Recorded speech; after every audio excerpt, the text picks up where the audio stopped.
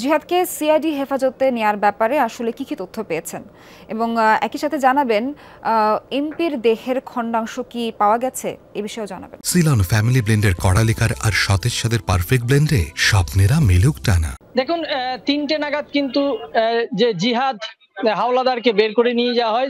CID তাকে ১২ দিনের হেফাজতে পায়, অর্থাৎ ১৪ দিনের আবেদন করেছিল সিআইডি আদালতের কাছে এবং সিজিএম এর বিচারক শুভঙ্কর বিশ্বাস তিনি প্রথমে ৮ দিনের নির্দেশ দেন। কিন্তু যেহেতু এত বড় ঘটনা এবং এই দীর্ঘায়িত হবে এই তার দেহাংশ উদ্ধার করতে, তাই পরে আরো ৪ দিন কিন্তু অতিরিক্ত দিয়ে ১২ দিন মোট সিআইডি হেফাজতে রাখার নির্দেশ দেন জিহাদ হাওলাদারকে।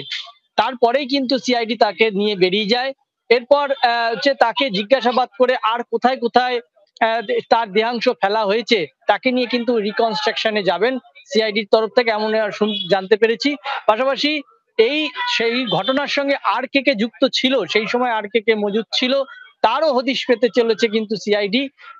যে ৪টি ধারায় তার বিরুদ্ধে মামলা করা হয়েছে, ৩৬৪, ৩০২, ২০১ এবং ১২০B, এই ভারতীয় দণ্ডবিধির ৪ ধারায় কিন্তু তাকে অভিযুক্ত করা হয়েছে এবং এই সবকটি ধারায় কিন্তু জামিন যুক্ত নয়।